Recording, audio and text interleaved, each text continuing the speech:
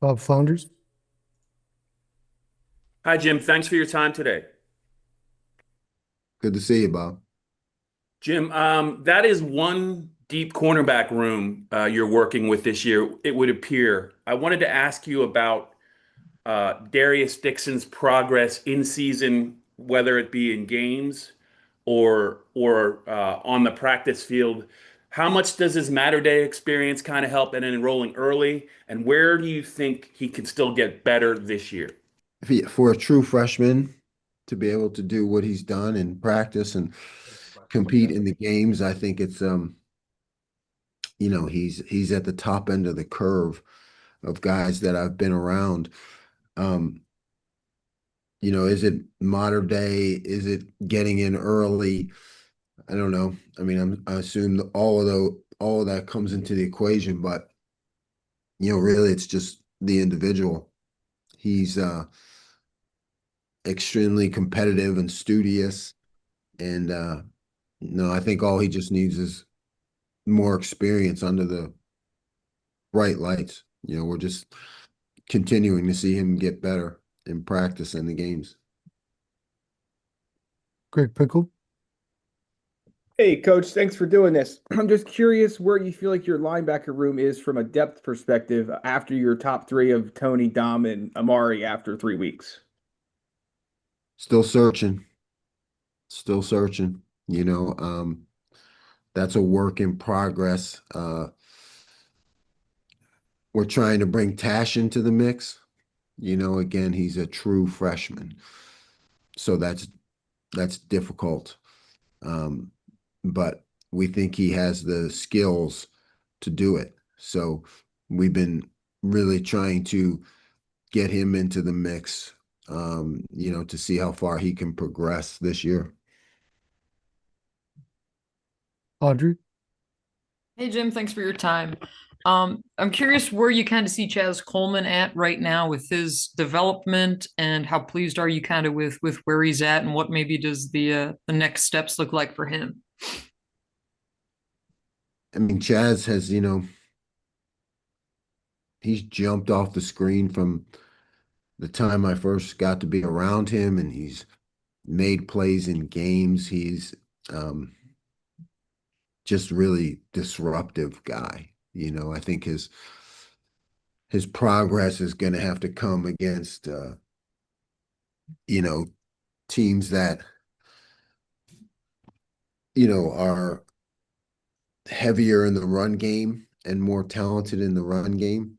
Um, we're going to have to see how he can hold up in that, because I think he can pass rush against anybody. So his development is going to have to come in, against a team that really tries to run the ball. Danny McGowan. Jim, overall, where would you assess this defense through 3 games, and what do you identify as the areas for growth as you go into Big Ten play? We're on track in terms of development of the scheme. Um, our areas of improvement really need to come in third and fourth down. Um, I don't think we've done well enough in those areas, and those become extremely important in close ball games. So I think there's a real push for that uh, during this bye week. But the rest of it is, it's on track so far. Tyler Donahue. Thanks, Paul. We appreciate your time today, Jim. Thank you very much. Wanted to ask you about a couple of transfer pickups for this program that started the last game. Amari Campbell at linebacker and King Mack at safety. Can you speak on each of them respectively and what they've shown you, and kind of how they've earned the volume of snaps that they've gotten thus far? Amari is he's got really good football intelligence, and he's a solid tackler, and he's been able to operate and learn the scheme. He's studious. You can see on tape from his previous stop that he could make tackles, but you don't really know about his football intelligence, and I've been happy with that and the way he asks questions and wants to get it right. King Mac is talented, you know, a little undersized, which can get him into trouble with tackling or matchups against bigger players. But he's talented, and he's really putting in the extra effort to try to learn the scheme and how I'm thinking and what it's designed. So he's been around a lot more studying. So I think he's really taken advantage of the opportunity. John Sauber. Jim, you mentioned the issues on third and fourth down earlier.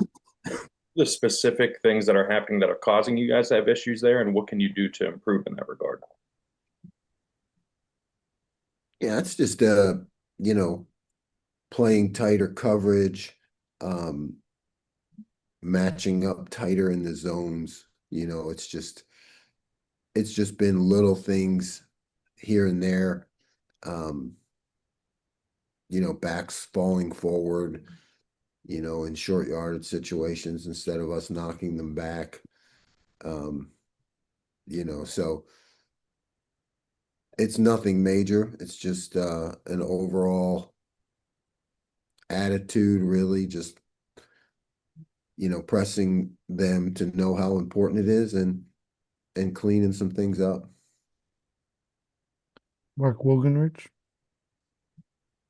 Hi, Jim. Excuse me. Appreciate your time today. People have been asking questions, a lot of questions, asking you to evaluate other players. I wanted to ask you how you would evaluate you so far in your first, 3 weeks of the season and then 6-ish months at Penn State. Yeah. You know, I really evaluate myself with what I see on the field, and you know what I've been seeing are guys in the right places, you know, and that's my job, is to make sure I put them in the right places. They have to make the plays. But I'm seeing so far that they're learning, picking things up, getting to the right spots. So that's how I evaluate myself, and it's ongoing because there's an exam every week, except this week there's not an exam. So but otherwise, you know, it's all about, you know, how you perform in that next game, really how I evaluate myself. Mike Gross.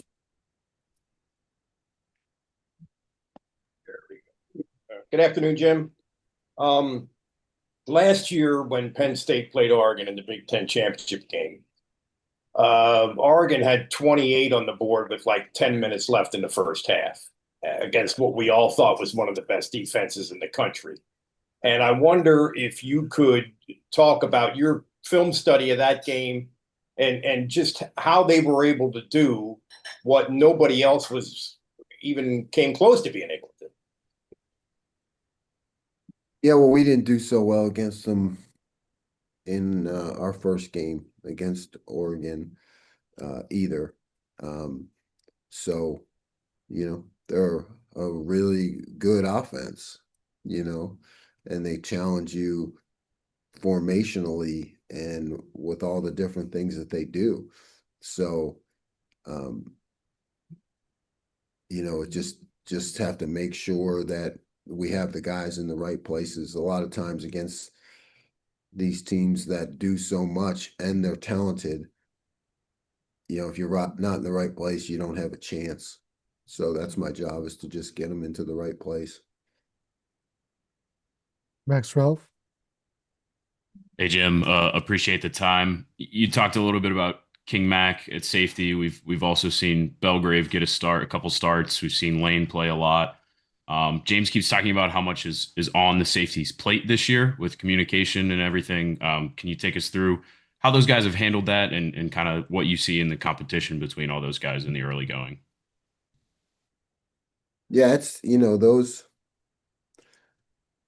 three, aside from Zachy, are really always in competition, and it's a week to week thing in terms of how they practice and how they perform.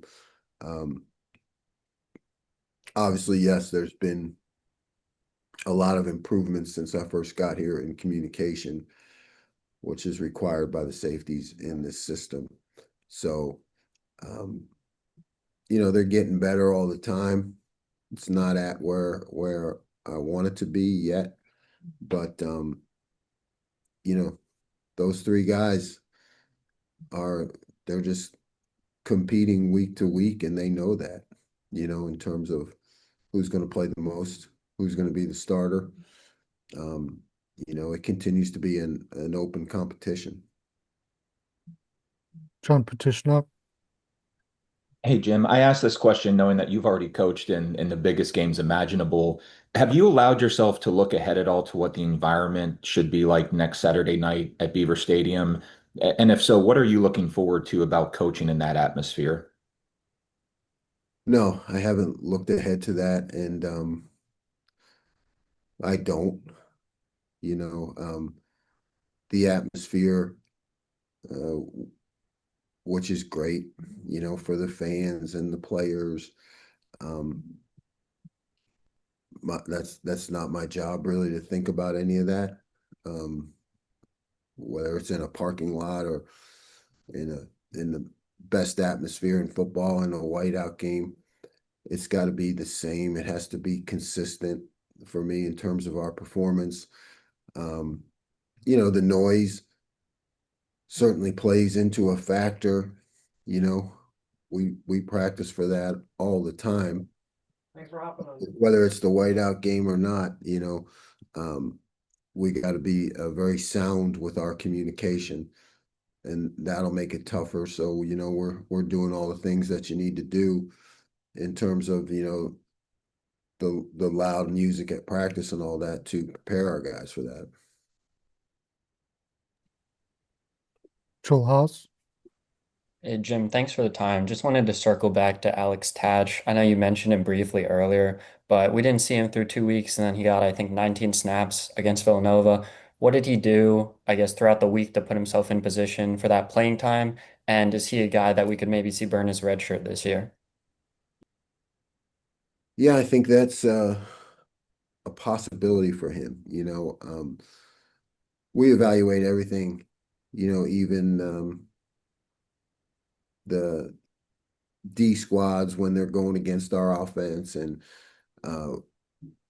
we saw enough things in him that showed the skill level, to possibly be able to contribute this year as a freshman, the linebacker skills. So we thought it was worth, the investment to start getting him meaningful practice snaps, meaningful game reps because he showed those skills, so you really always have to choose like who you're going to invest those reps in, and we saw enough of him doing really, really good things, on the practice squad and other situations to think it was worth the investment. Time for two more. Rich Garcella. Jim, how would you assess the play of Dani and Zane through 3 games, and how are teams trying? What kind of things have you seen teams trying to block them? Well, with Zane, there's certainly the possibility of double teams, and we try to keep him as clear as we can from that with schemes and things, because we want him to be single blocked as much as possible. We think that he can be a real factor in the game, and we've been able to see that in practice and in games. And with Dani, you know, in today's offenses, people are just going to try to put him into conflict in the run game and, you know, chip him in the pass game. So again, we work hard on, you know, getting things schemed up to allow him to be aggressive and put him in those one-on-one situations. Tyler Donahue.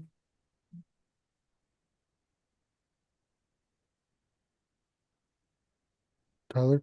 Sorry, I had an issue with the mute thing. Thanks, Jim. Again, I wanted to finish by asking about Tony Rojas. I know going into the season, you had talked about, you know, not getting a look at him on the field during the spring. Now that you've had a pretty big sample size through August and 3 games, how do you feel about the way he's fitting in your scheme? And from our eye, at least, he looks to be a lot in a better spot than last year because of his lack of an injury. So what are you seeing from him overall and his performance? I've been impressed. You know, he has a high-level linebacker traits in terms of his physical skills. And, you know, he's playing a lot more physically than I saw on film in the past. And he's learning the scheme, you know, which can allow him to know where the ball is going to be, you know, before it gets there, so he can play even faster. But he's got real speed and playmaking ability, you know, that you look for from a linebacker at this level. So, you know, I've been pleased with what I've seen so far. Recording stopped. All right, we'll wrap it